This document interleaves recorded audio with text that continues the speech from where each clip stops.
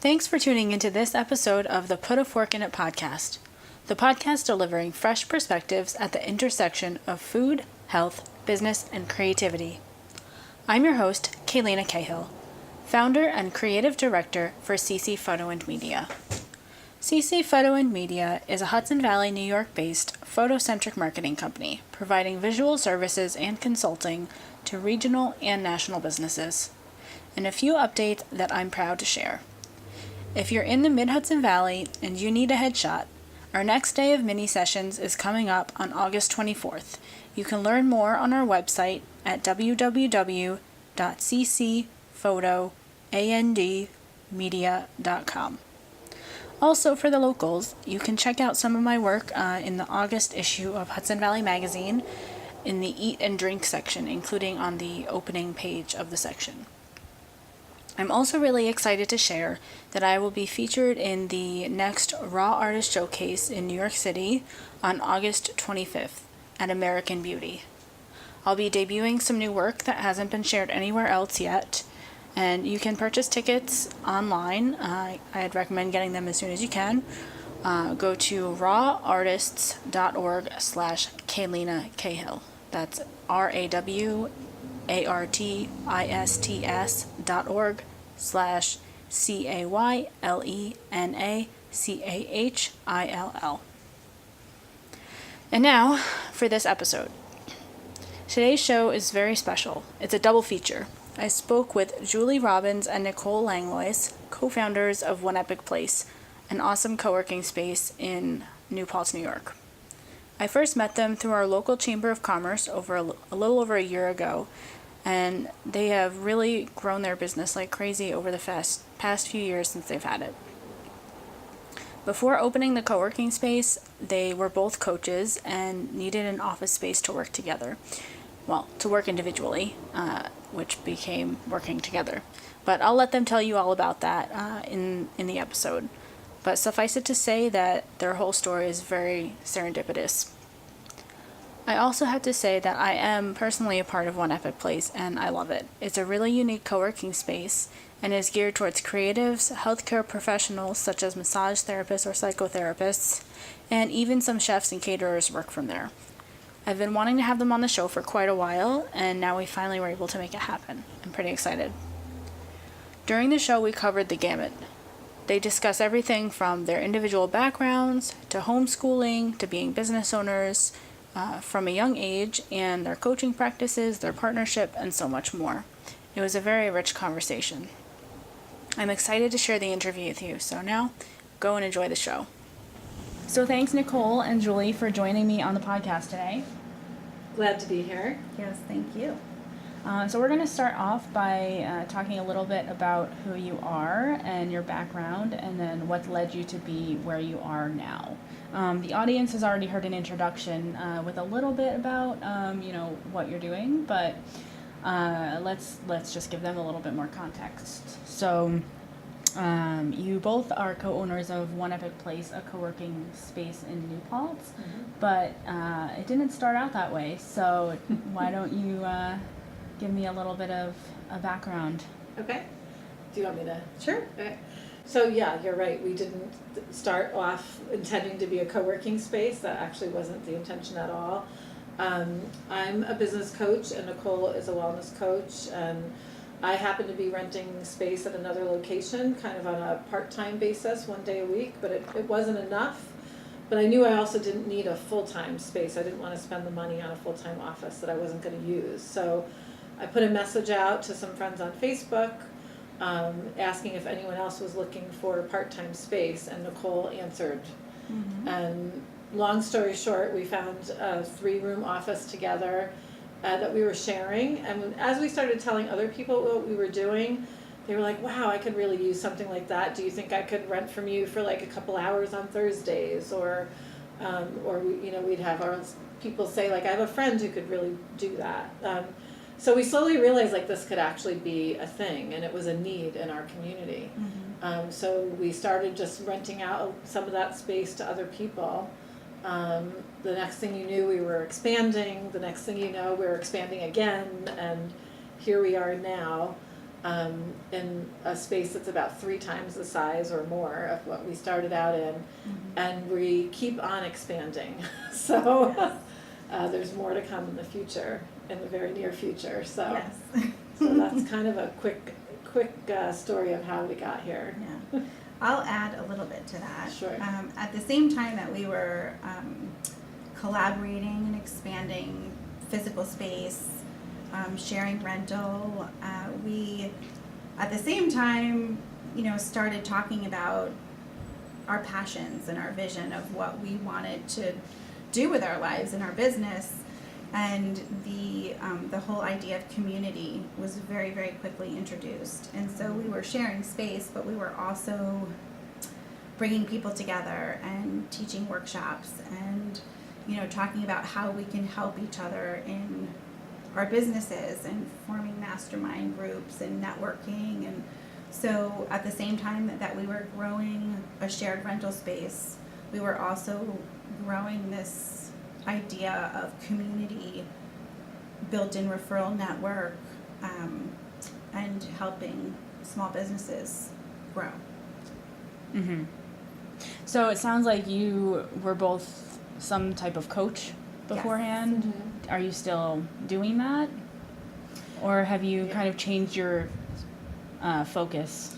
Well, we're still coaching. It's just evolved, and it's changed how we do the coaching.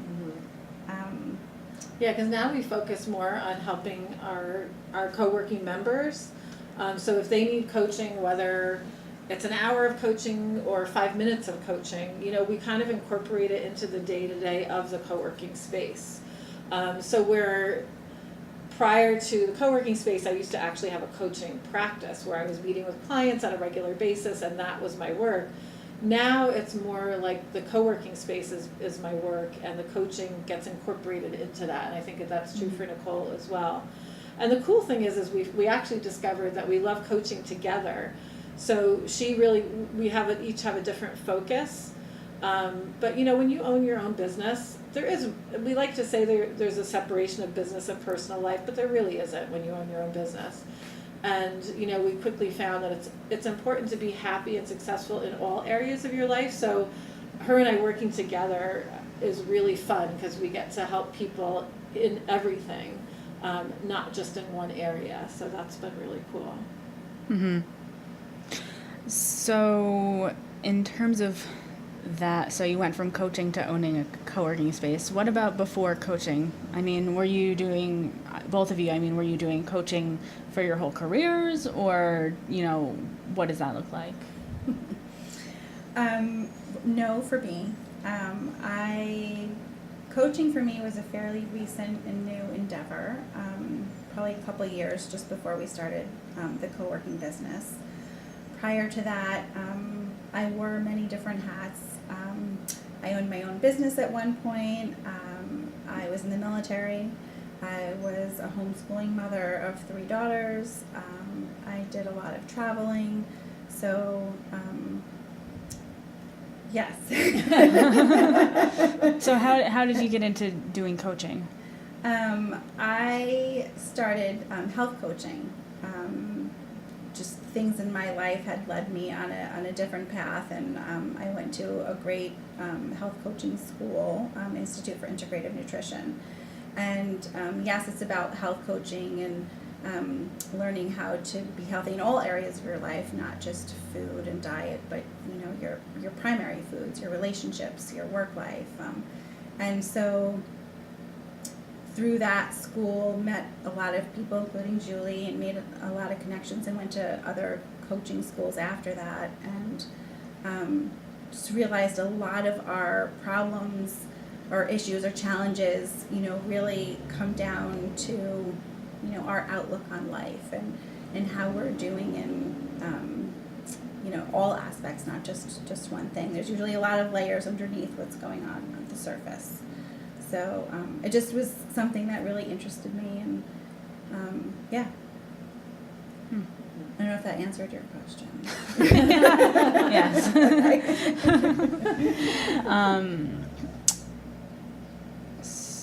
So you were a homeschooler. I homeschooled 3 children for, my oldest is 21, so for a very long time. That sounds like an interesting experience. Yes.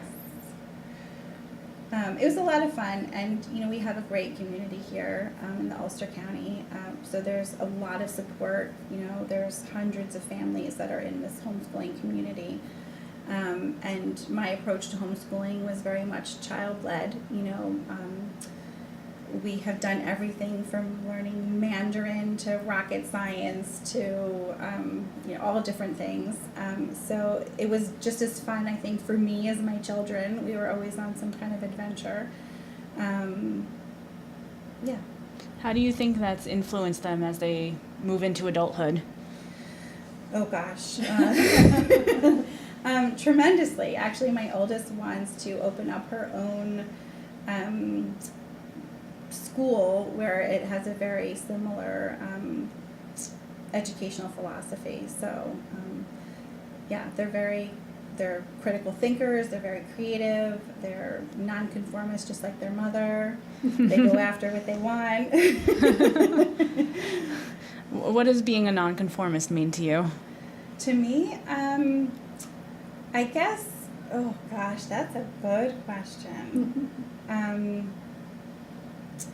I think discovering what it is I want or need based on that, not what's out there. And so if it doesn't exist, I'll create it. Just like our homeschooling experience or coworking. So I know coworking exists, but when we started coworking, I thought we invented it. And then when I found out it was out there, I was a little crushed. But no one does it actually quite the way we do. That is and we've true. researched a lot of co-working spaces, and we're actually pretty unique. Yes. So, and that's in large part because, we had visions and we weren't afraid to just go for it, even though it hadn't existed already. Right. Right. Like you were saying. Yeah. You had visions? Visions. We had visions. Yeah, we had a lot of visions. Not psychopathic Not visions. psychopathic visions. Just like, what if we did it this way? I could see how that would work, and that kind of vision. So you said you had your own business at one point. What does that mean? That wasn't very specific.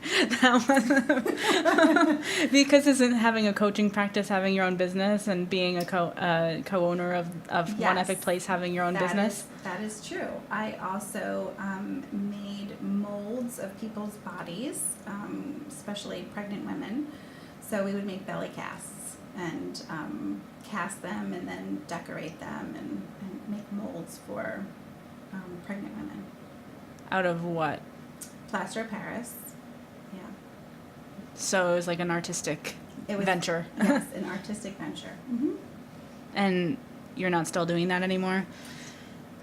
No. I still have my artistic side. I like to dabble in fun projects. I'm currently working on a plaster of Paris ent that's coming out of my wall in my home. But yeah. Because you seem a little embarrassed about it, and I'm not quite sure why. It's just, no, not embarrassed at all. I have a very creative, fun side that I still enjoy. It's just not my business side anymore. Mm. I do it for fun. I found that something like that for me is better as a hobby and not, That's a very mature decision to come to. What did it take to come to that? When it stopped being so much fun, I realized that that's something I really love and enjoy, and I want that to be for me.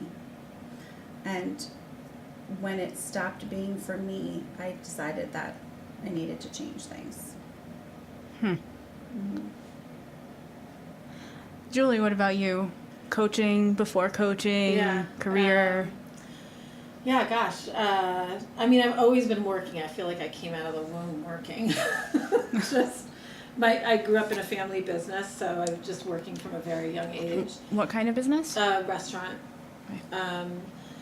And I just feel like I've always been a business person, because even when I was young, I always had business ideas or And not just for our own business. Like I would look in the community because my parents knew a lot of other business owners. So I would always be thinking, wow, if they did this, I bet this would result in that, and they would be way more successful if they did it this way. But even as like a 12-year-old, it was just And a lot of times my father would implement my ideas, which at first he would just be like, he'd kind of shoo me away. I'm a kid, what do I know? But then he would try one or two and like, oh wow, this works, so he would implement more of my ideas in the business. And then just growing up, I went to school for accounting, and then I also got a degree in economics. I just love number crunching and thinking about, economic theory and different things like that. So, and I've had several of my own businesses. Similar to Nicole, when it stopped being fun and started stressing me out instead of fulfilling me, I was like, all right, that's enough of that. What types of businesses were those? I owned a retail store at one point. I had a bookkeeping service. I owned an herbal company, and I had a travel agency. So just different things. You I have found a lot bookkeeping of interests, fun? so. I actually do love it. I know, I'm a number geek, so Nicole always looks at me like, I don't get why you like that, but okay. So my dad was a real numbers person, and I started bookkeeping when I was 12, so just always had a knack for it. That's a great skill to have. Yeah. That's one that I didn't learn. No. Ironically, being the daughter of a bookkeeper. Oh, really? Yeah, right, that's funny. So and even outside of my own businesses, I just always loved helping other business owners, just helping them talk through strategies or ideas or how to prioritize things. Even when I had my travel agency, I actually helped other travel agency owners develop different systems in their business. So it just is a natural thing for me, I guess. Something I love doing. So the business coaching, I didn't do it professionally for a long time, but I felt like I've always been doing it. But then several years ago, I actually took the step to make it official. So, Mm-hmm. So how were your coaching practices? I mean, were you successful? Did you have a lot of clients? What was it like? For me, yes. I had the amount of clients that I wanted. I was still raising 3 daughters and homeschooling and traveling a lot. We lived on the road for 5 years in an RV, so I had to keep my clients remote, and I started my coaching business for personal reasons. Both of my parents had gone through a serious illness, and so I was fueled by that, and my passion was to help other people that were going through something similar. So yes, I would say it was successful. It was exactly what I wanted it to be. Yeah. Same for me. I loved my practice. It was really fulfilling because I think I started to see all the common struggles that small business owners have.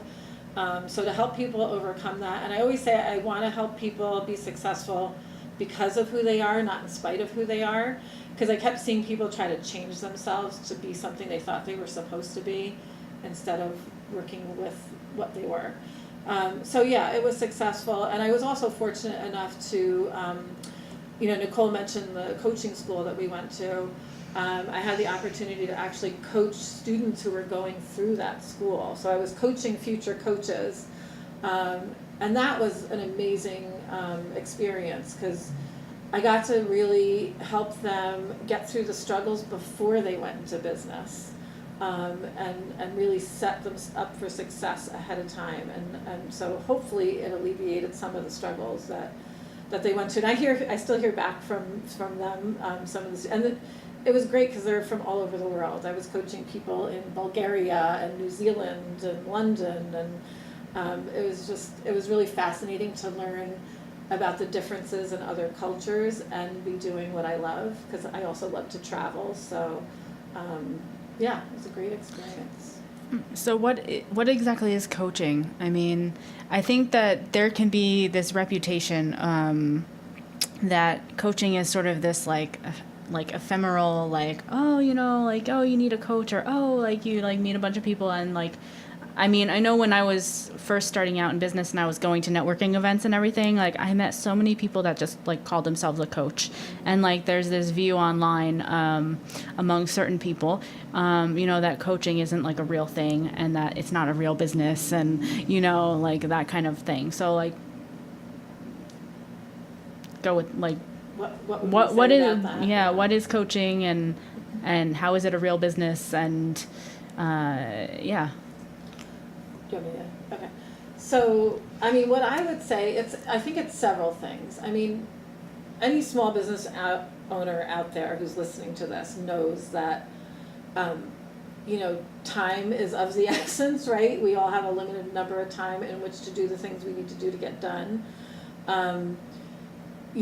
A lot of times the buck stops with you, so you're like the sole decision maker, and you have to figure out how you're going to go about putting all those great ideas you have into action.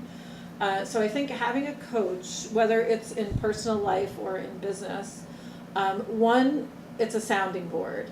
It's so much better to be able to talk things out, whether it's ideas or strategies or policies you want to come up with or personal plans that you want for your life.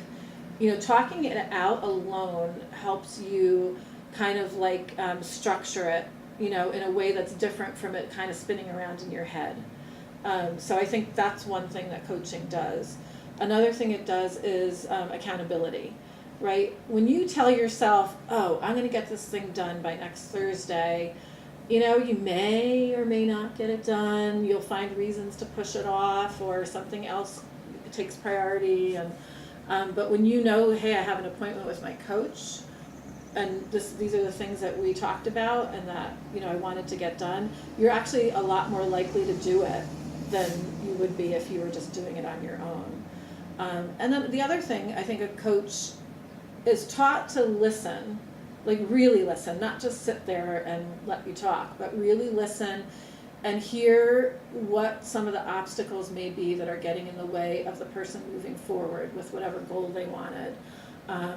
Or sometimes hearing self-sabotage when the person doesn't hear it themselves. And being able to give that feedback to the person and helping them have like these kind of little epiphanies saying, whoa, I never realized I was doing that. Or, did I really, I'll tell you, if I had a dime for every time I heard a client say, did I really say that? I'd be rich.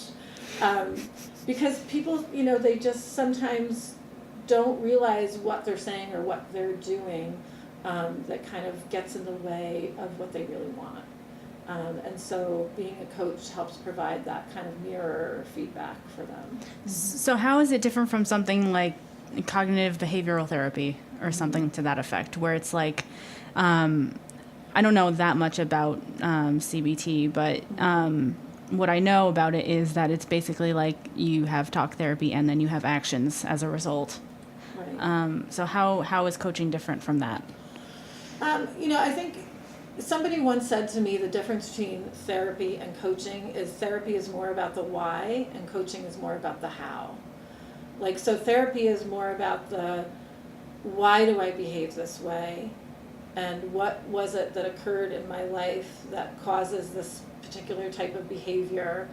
And I think that's important in a lot of ways. Coaching is more about like, okay, this is something that exists. How are we going to move forward? Like right where we are, how are we going to move forward and take action and reach your goals? So, I mean, in a nutshell, I would say that's kind of the difference between the two.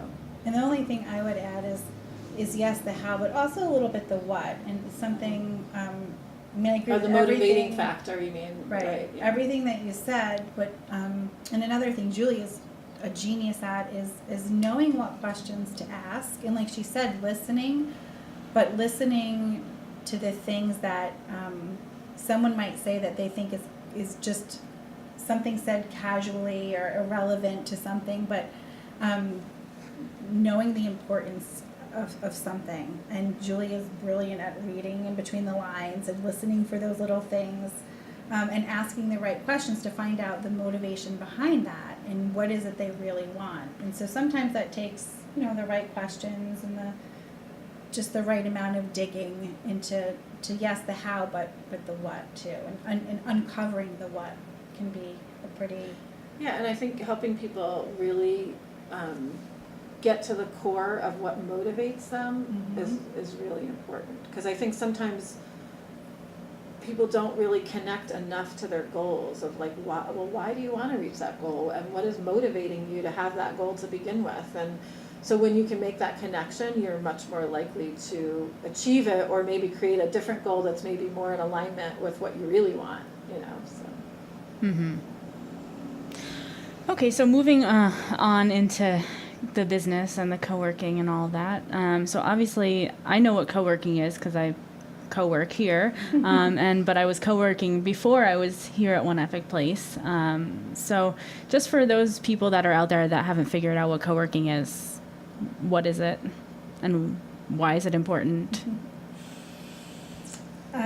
Well, the quick answer is it's working in a professional space where you pay by the hour. It's shared space. So you are working in a building that has shared desk space, private offices, treatment rooms, conference rooms, a kitchen, and you pay for this time and the space that you use, essentially. Co-working the Epic way is a little different. There's a big community element. We really emphasize collaboration and networking within the community. There are a lot of activities and events that are available to the members so they can participate however much they want. So the involvement is really up to the member. Yeah, and I would say too, just coming from like the economic standpoint, to me, I think having co-working spaces is really important because it really could be the difference between someone doing what they love and wanting to be of service to the public, between doing it and not doing it. Because, if you're going to go out and rent your own office, that can be anywhere from, who knows, a small office, $700 to $1,500 a month, plus utilities and insurance and, all the other overhead costs that are involved. And then not only that, once you find a place, you usually have to pay a couple months of security deposit. And, so not everyone has all that money to shell out right from the get-go, And there's so many talented individuals out there who, regardless of what they do, whether it's in business or wellness or the creative professions, who just can't get that foot in the door because they can't, put out all that money right from the start. I mean, and co-working, you could walk in the door and, at least in our case, for under $100, you could start your business, have an address, have a place to meet your clients or do your work. And really start to grow a successful business without having to shell out all that money. Mm-hmm. And not only that, you're in an environment where people support you and they're cheering you on to do well, and you have networking opportunities that you wouldn't have in your own small office. So just for that reason alone, there's so many advantages to it. But then, like Nicole said, you bring that community element in and the support system and, the coaching that we offer and different things like that. And it just brings it to a whole other level, I think, for business owners. So. Right. Because just as important, I think, is like Julie said, the affordability is when you're working on your own, you don't have access to a professional photographer or a web designer or, coaching, bookkeeping, whatever it is. So when you're in a co-working environment, you're also making those connections, you have access to all of those resources, and then there's the support and, accountability and other things that you can get from. Yeah. And like I said before, small business owners really, there's a lot of common struggles, regardless of what your business is. There's very common struggles that each of them have. Mm-hmm. And when you're in an environment like this, you can, run into somebody in the hallway and have this 10-minute conversation that could help you overcome whatever you're struggling with, or give you a great idea for that next project you wanted to do or whatever. So. Mm-hmm.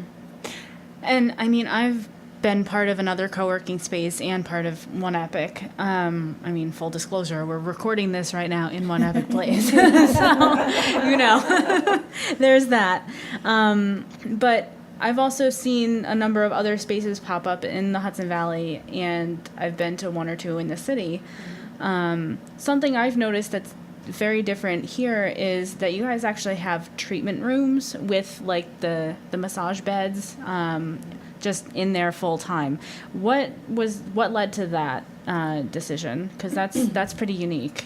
That's a good question. Actually, everything that you see here happened because of a member. So we didn't we didn't have this vision of what One Epic Place would look like and then, make it happen. It was every member that came and said, this is what I do and this is what I need.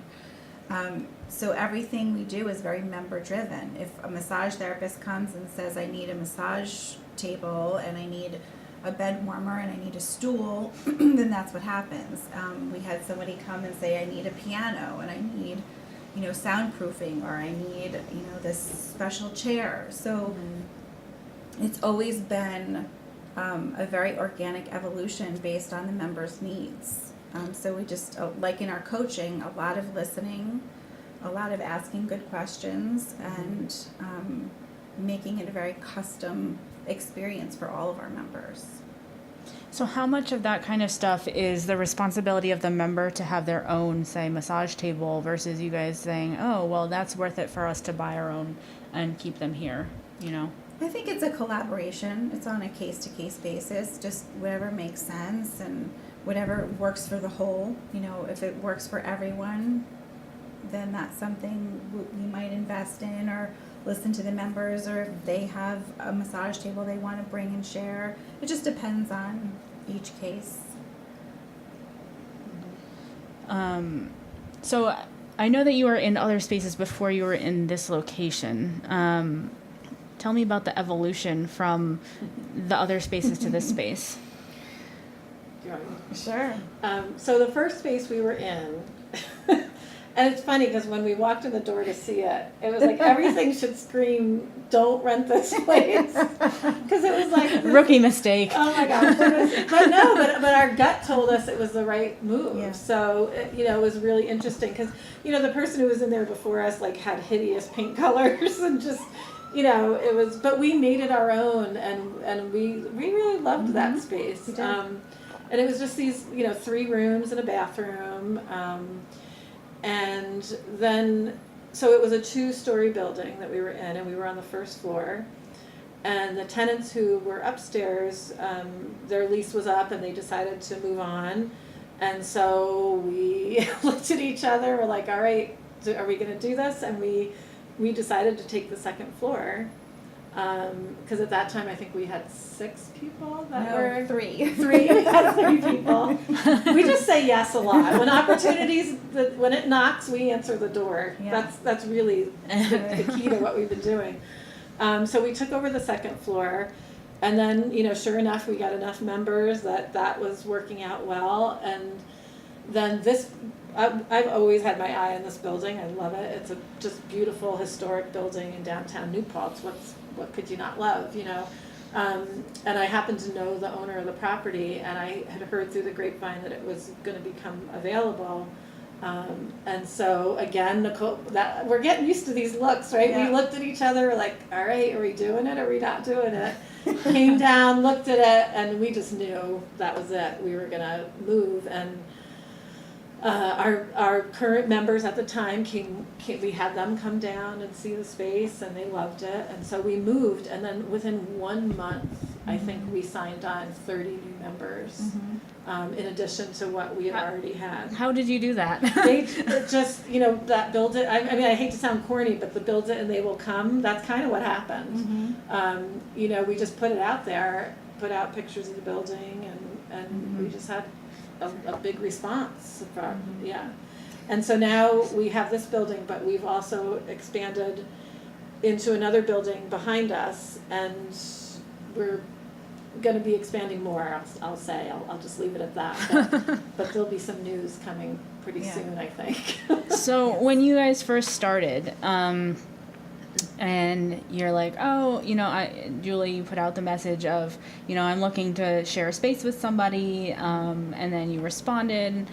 How did that go from let's just be like partners in sharing this office to like let's have a business of co-working? It was like a chemical reaction. That's the only thing all I think of like is two cells coming together and fireworks, like it exploding into something. So when Nicole and I really got to, it didn't take days for us to get to know each other. I would say within a couple of weeks of being in the same space together, some crazy thing just happened. Can you explain it better? I don't know how to explain it. I've never tried to explain it. I think that, so yes, obviously there was a very immediate connection. We just felt like we had known each other forever, and so there was a lot of immediate trust, and there was a lot of open, honest conversations about our strengths and also our challenges, and we kind of just laid it all out on the table.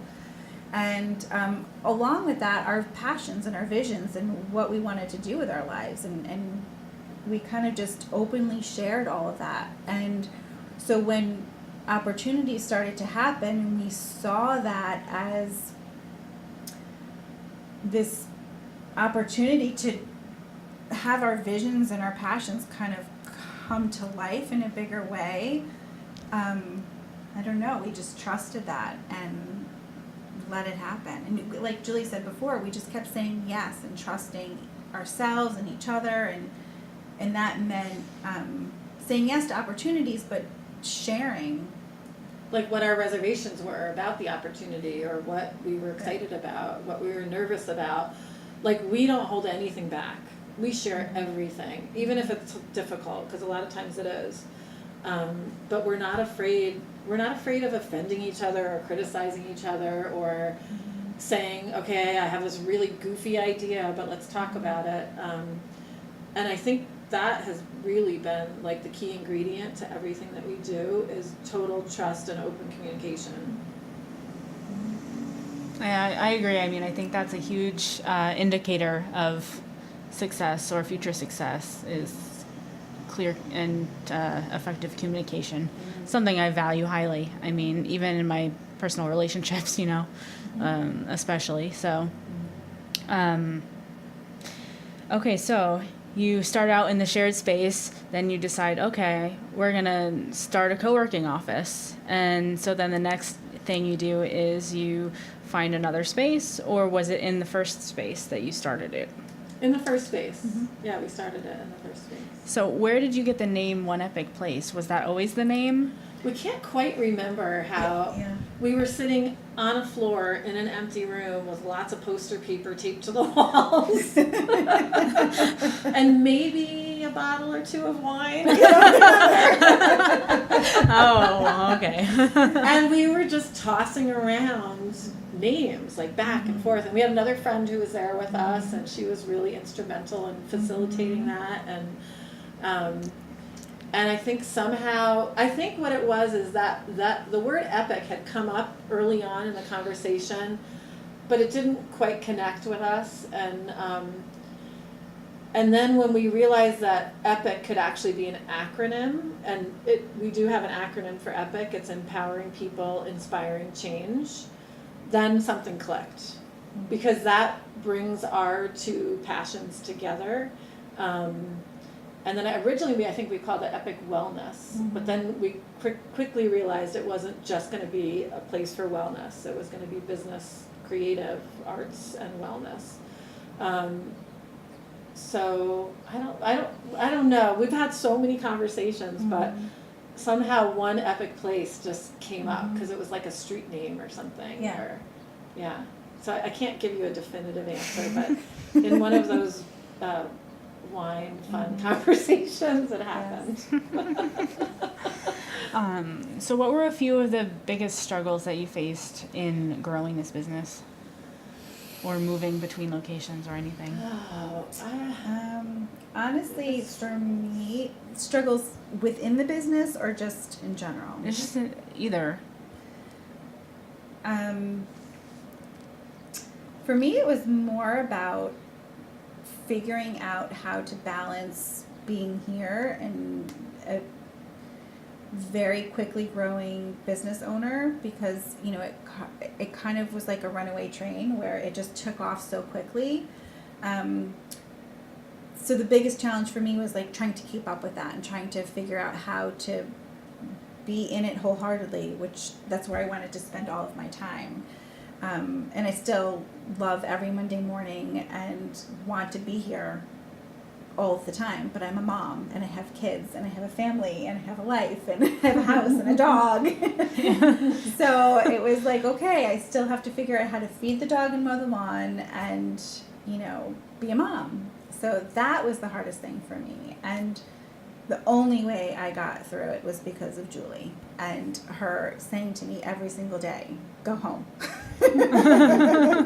Lovingly, of course. Yeah. So are your kids, some of them still school age and you're still homeschooling, or are they in school now? Yes, they're 13, 16, and 21. So they were homeschooling up until this year. And now next year will be their first year of school. And that's by their choice. They Yes. wanted to have that experience, not Nicole's choice. Yeah. Oh, okay. So you were homeschooling during running One Epic Place. With a lot of help, yes. Tell me about how that went. I have very resourceful children and a very supportive family. My mom is... A saint. Yes. I'm going to cry. Yes.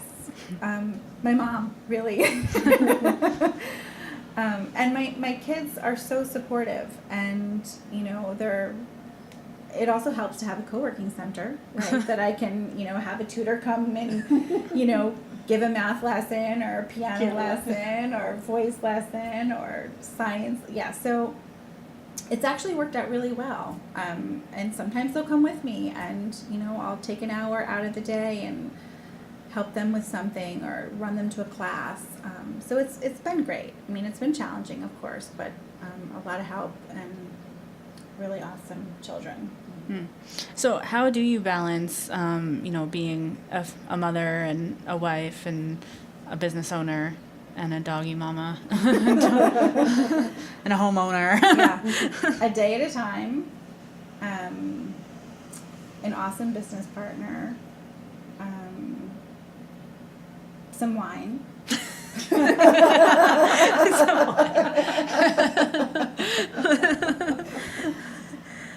And just, trusting in myself and my kids, and, it's not perfect. I was a health coach, so I'm not proud to say how much takeout we've had this year. Like, that's, there have been sacrifices, but,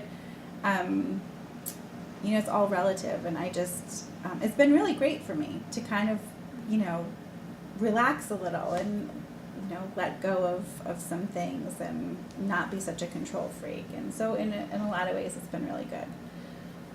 So a day at a time, a deep breath, and a glass of wine. And allowing myself to enjoy the ride. And my kids giving me permission to do that has been amazing. So this is a little bit off topic of the main show itself, but I don't know anything about homeschooling. So how does that work once they get beyond, elementary school level? My way of homeschooling, so there's a whole spectrum. There's people that are extremely unconventional, unschooling. It's, just kind of you let your kids do what they want. And then there are people that homeschool in a very traditional fashion, where it's, matriculated like a curriculum, and they sit down and they do schoolwork. I'm somewhere in the middle. So my kids show interest in something, and of course I present ideas and opportunities, and then I just help facilitate, really. So they wanted to learn Mandarin, so we got a tutor, and now they're fluent in Mandarin. When they were young, it was like I wanted to learn how does a camera work, so we went to the library and we got books and we got a camera and we figured it out. So my way of homeschooling was very child-led. it was really their desires, their passions, whatever they wanted to jump into, that's what we did. And trusting in them, because kids are going to learn. Nothing can stop them from learning. That's just an innate thing that they have. So if you don't get in the way of that, it's going to happen. I remember when my 16-year-old couldn't read at 9, and I had people breathing down my neck like, you're insane. And I just, another glass of wine, and I was like, okay, it'll happen. And by the time she was 10, she was reading Dostoevsky. So sometimes you have to trust in their process. It's different for everyone. And kind of letting it happen and nurturing it along the way and trusting in it was how I got through homeschooling. Is that what you were asking? Yeah, I mean, I don't know anything about it, so I'm curious. And how did I know that homeschooling is a thing that people do, so, but like you're required to go to school from, age 5 to 18 or something, right? So how does that work with like the state or like going to school or curriculums? Each state has their own laws. So New York State, you do have to abide by certain laws and filling out paperwork and reporting certain things. Yeah. But it's also very individualized. There are certain requirements and then there are certain leniencies. So it's boring. And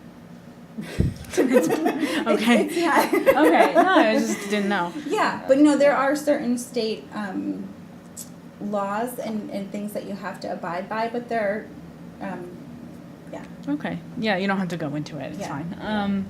All right. So where did we left off? Where the initial question was, what challenges did you face in growing the business? So Julie. Okay. What challenges did I face in growing the business? Oddly enough, it wasn't so much a challenge, really. It was constantly having to remind myself that I can be 100% open with Nicole. Because you don't come across many people in your life where you can say anything. I mean, anything. And they're not going to judge you for it. They're not going to criticize you. They're not going to make you feel bad about it. They're not going to get upset or offended or defensive. Like, that's Nicole.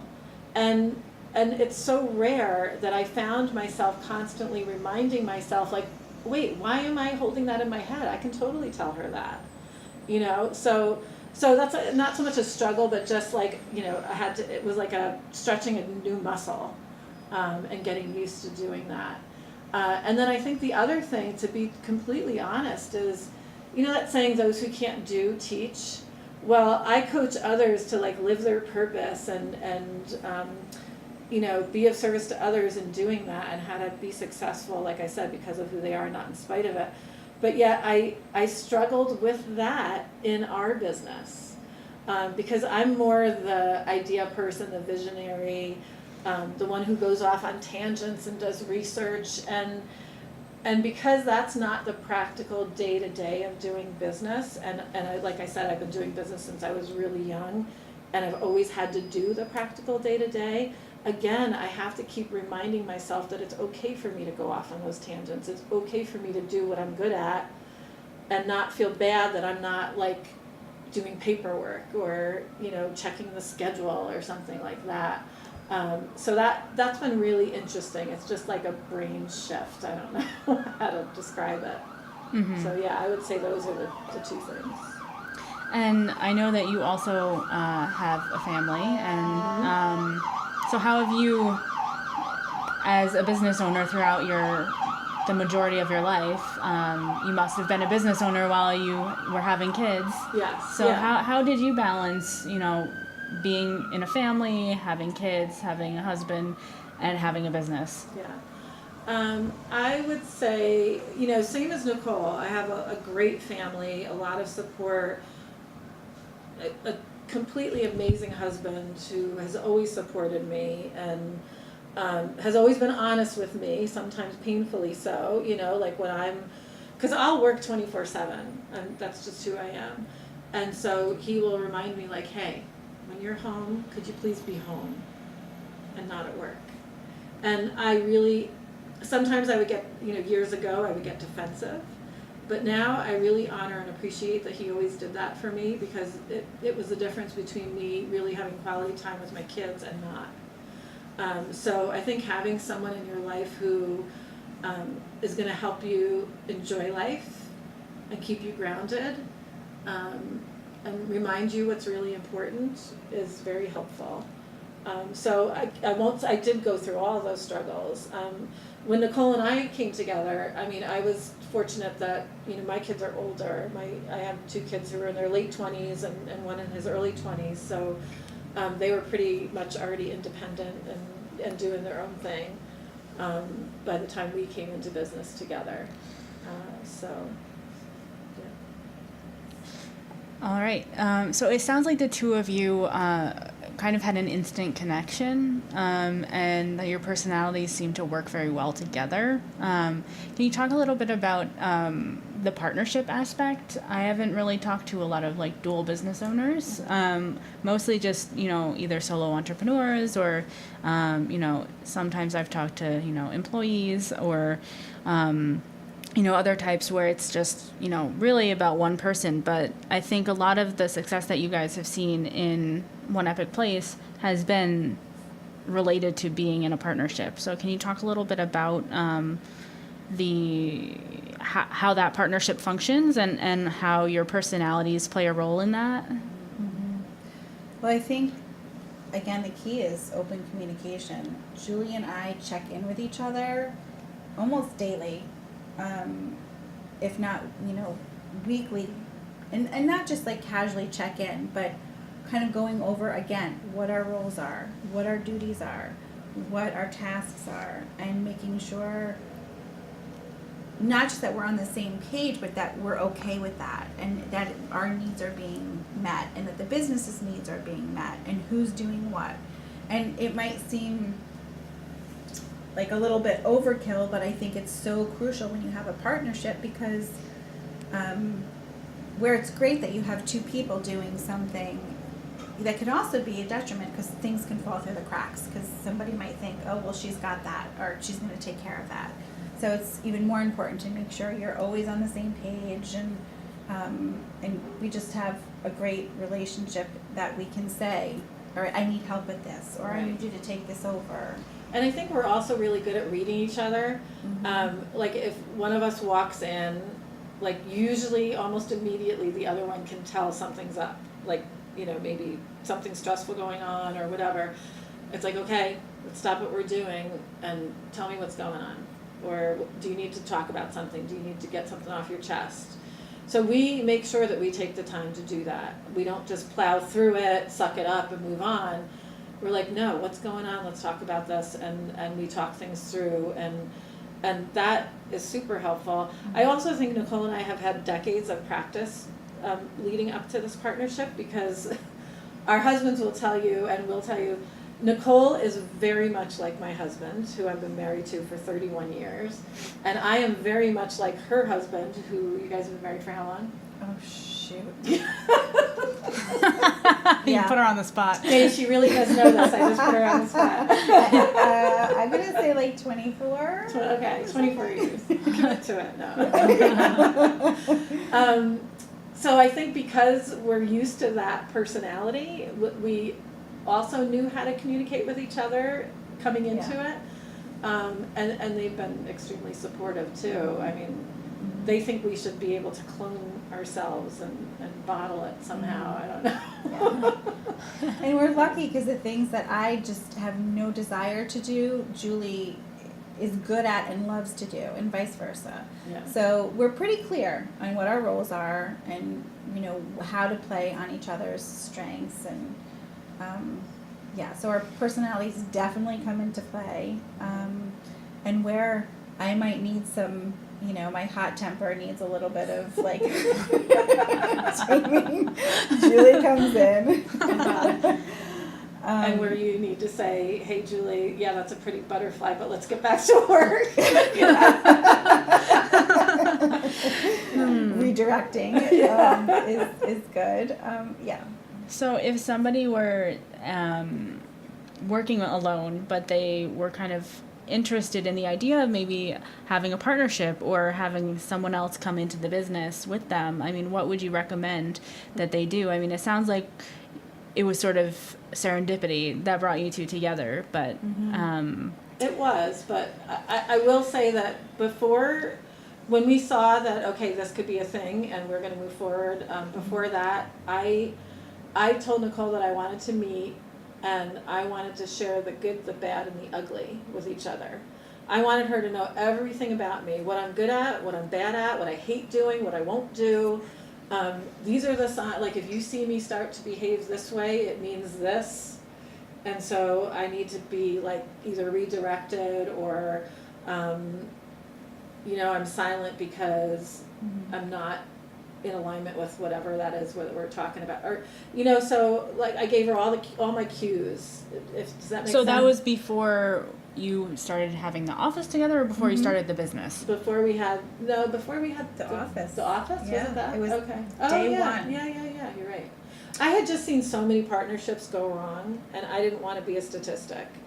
And I just knew that the reason partnerships ended badly was because of a serious lack of communication, and not being on the same page about a lot of things. So.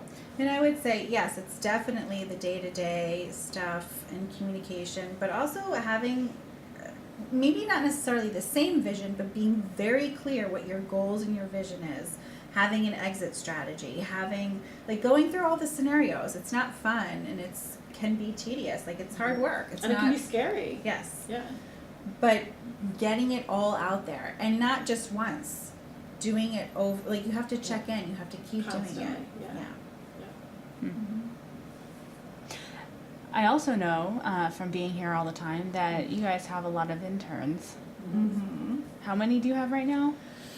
Right now this summer we have 11, and then this fall we're going to have 20. That's a lot. Yeah. I mean, I think that's more than the average small business. That might be even more than the average big business. Yeah. Well, we started out with one. Like our first semester we had one intern, and I think the next semester we had three or four. And so it's built up. It's not like we just whoa, let's get 20 interns. It's like, 0 to 20. It built up, and same thing, just like she was saying before, everything kind of grows and it evolves organically. It was a similar process. As we started getting more interns, we realized, oh, well, we really need an intern to do this. And why have one marketing intern? Because, marketing takes up so much time. Why not have a team of marketing interns, right? So even though we have 20 interns, there's teams, right? We have a computer science team of interns. We have a marketing team, a graphic design team. We also have an intern that is our coordinator for all the interns because it's a full-time job, and having someone kind of coordinate all the interns and keep everybody on the same page and the projects going. I mean, Julie and I are very hands-on, but we're not running the program. So that's extremely helpful, knowing how to build your team, like knowing your strengths and how to be a good partnership, but then, within that partnership, also how to grow your team, your staff, your interns, and knowing where you need help and their strengths and what is important for Epic to grow. How do you figure that out? What's important for them and for us, you mean, or? Well, I mean, how do you figure out what you need, and then how do you build the team? I mean, how does that work? I think it's a case-to-case thing because we have a lot of different things going on. I mean, most people know that we have a co-working space, but there's also other projects that we're working on that are kind of behind-the-scenes stuff, things that we're going to be launching. So for each thing that we're doing, we really look at it. It's like, okay, where do we see ourselves in 6 months, in a year, in 2 years, 5 years, and what are we going to need to get there? And okay, here's what we need. Now, who can we get to do that? So we really kind of break it down into, what is our overall goal? What are the small goals to get to that overall goal? and what are the types of people we need to accomplish that. So it's a process for each of those things. Yeah. And why interns? I think Nicole and I both have, I think, a love for students in general, like, and we love knowing what makes people tick. And I think we're also really passionate about being real. I don't know if that makes sense, but sometimes in school, like a school setting, you learn so many great things, but you don't necessarily learn how that translates in real life. And we feel like we can offer them an opportunity here that not a lot of other businesses can offer, because not only are they going to be working with us, but they're going to be exposed to like 40 other different businesses of all kinds. And they can see how what they've learned is going to translate into real life in business and what they could do in their future. And we've just gotten great feedback from the interns. Is like, wow, I've learned so much here, and this puts like a whole new view on how I see things, and it's been really fascinating, actually. Yeah, I mean, we didn't start out just like we didn't start out to be a co-working center. We didn't start out to develop a team of interns. It kind of just happened where we thought, okay, we'll try this and we'll participate in the internship program, and we had no idea that it would develop to what it is now. But it was from working with the interns that we realized they're so eager to learn and to participate and to give and receptive and easily, I don't want to say molded in a bad way, but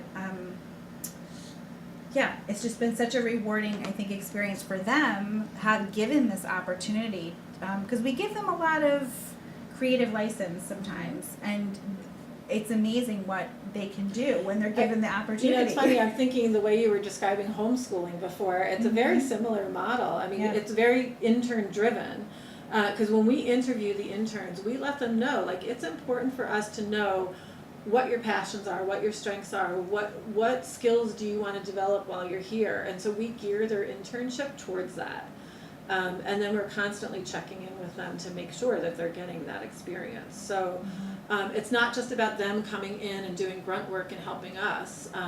It's really about helping them shape their future.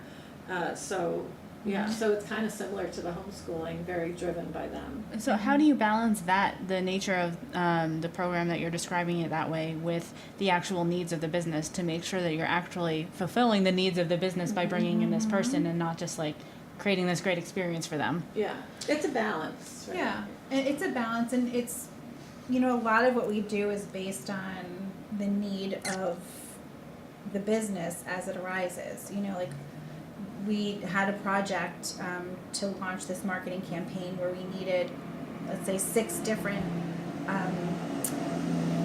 projects done, and so we just kind of all rallied and we're like, okay, you're going to work on this part and you're going to work on that part, and who has ideas on how to do this. And so it just kind of, we all kind of came together, and the focus was on the project that the business needed.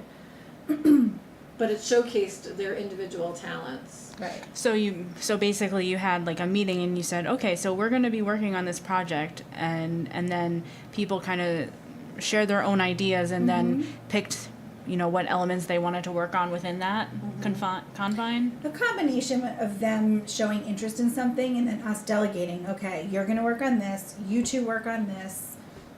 So it was a combination of listening to what their interests were and where their strengths were and who we thought would be good at what task. Well, and I think one of the unique things that we do, well, I'm assuming it's unique, I don't know, that we do with our interns is, one, we have what we call working meetings every week. So we have a 3-hour working meeting with all the interns at once every week. And I feel like this is really important because, sometimes a computer science major will stay with computer science majors, and a marketing person will mostly be around marketing people. But what we try to do is show each of them how their work affects all the other work that's being done and how it connects with each other. So we have everyone sitting there so that they can see like, oh wow, so when I'm creating that thing on the website, what the marketing team needs to be doing is this. So I need to make sure that I give them this information and they give me their feedback, and then now the graphic design people come in, and so it's a real collaboration. It's not just them working on their project and kind of like in their own little cubicle. It's very interactive, so that they can see how things are interconnected, and I think that's important for their future, going forward. So. Earlier we were talking and one of you mentioned the invisible hand. Oh. I was intrigued. What does that mean? That's, it's, if anyone's read The Wealth of Nations by Adam Smith, he was an economist, and he talks about this concept of the invisible hand. So I forget the exact passage, but it's as if led by an invisible hand. So meaning, let each person do what comes to them as if led by an invisible hand, right? So your work, right? Do you feel like you were meant to do it, right? It just comes naturally to you. It's a talent that's within you. So his idea to have like true efficiency in any economy is to let each person do the thing as if they were led by an invisible hand. Does that make sense? Mm-hmm. So that's what that's about. That kind of relates to your approach with the interns too. Correct. Mm-hmm. Yeah. So we've been on for a little bit over an hour. We're going to head into the wrap-up questions. There are basically 3 questions that I ask at the end of every episode. So since we have 2 people, I'll ask the question and one of you can start and the other one can then answer for yourself. Okay. And then we'll move on to the next and go that way. Okay. All right, so the first question is, how do you define health or healthy, and why is that important? Who wants to go first? I'll go first. Okay. Go ahead. If I'm smiling every day, I feel healthy. I mean, I know there's a lot of factors involved in health. Like, is your weight good? Is all your insides working properly? All that. But I think if you can be laughing and smiling every day and enjoying life, to me that's good health. I think of health or healthy as almost like a quantifier for different aspects of your life. So that your body is healthy, your mind is healthy, your spirit is healthy, your relationships are healthy, your business is healthy, meaning it's succeeding in whatever you define success to be for you. So, I would say I'm pretty freaking healthy. I'm happy. I feel like I'm extremely lucky in all of those aspects of my life. So, yeah. Okay. And what do you see as the biggest issue facing society as it relates to food and health? That's a big one. Food and health. I would say, one of the major issues is obviously our food is not what it used to be. On one hand, we have like all this processed food that to me is just not even food. So few people are eating real food every day. And then even the real food is not what it used to be because it doesn't have the same quantity and quality of nutrients that it had many years, decades, hundreds of years ago or whatever. Mm-hmm. So I think that's a huge challenge because I think the majority of us are walking around deficient of minerals and nutrients, and we probably don't even know it or realize it. So I think that's going to be a big challenge is to make sure that people are getting the nutrition that they need from food that isn't holding it. Yeah. I think that's a huge part of it. I agree with everything Julie said. I also feel like our society has such a warped view on what is healthy and what's normal. I think there are so many people that are not lucky enough to know those things and buy into what they see on TV or on billboards, or, you can't go a mile without seeing something unhealthy, an advertisement for fast food or something that is not fueling our body in a good way. So I think that's also part of the challenge is what we're being fed, not just food. There. Yeah. And what do you see as the most exciting thing facing society as it relates to food and health? Most exciting thing. Well, I think, sorry, I'm going to jump in. I think to counter that, because we've hit such a crappy rock bottom with all of that, now there's also a little bit of a movement in awareness. So it's starting to turn around. I think those things are starting to change with, new documentaries coming out and new awareness around that. So you can go into pretty much any health foods, any regular store now and find a health food section. And so I think because we've hit rock bottom, we're starting to turn around. I don't think it's enough, but that's exciting to me. And, I think it's happening in small waves, but I'm hoping that that's something that will be contagious and start making a bigger impact. Yeah, and I think the exciting part is that real food is becoming trendy. You have, these hipster places and different places that are really embracing like the old ways of doing things, but they're kind of putting a new twist on them, like making shrubs and vinegars and tinctures, and finding like the old way of making bread that really is, if you make bread like in the original tradition, very few people I think would be have gluten problems if that's what you were eating. So I just think that movement is just really cool. And the real food and a lot of these trendy restaurants that are happening that take the time to go forage for the ingredients that they're using in their restaurant, or it's like, they grow their own food, they raise their own animals, or they get it locally sourced. I think that's amazing. And it's like an artist's palette, the possibilities are endless, and I think that's pretty exciting. Well, is there anything else either of you would like to add? Yeah, I would just like to add that this has been great, so thank you. And I just think you're amazing for doing this and for, interviewing business owners, and, your questions are really insightful, and I think it helps all business owners, I think, to hear what other people go through, and so thank you. Thank you. If anybody wants to get in touch with either of you or with One Epic Place, how should they do that? Well, they can email us at info@oneepicplace.com.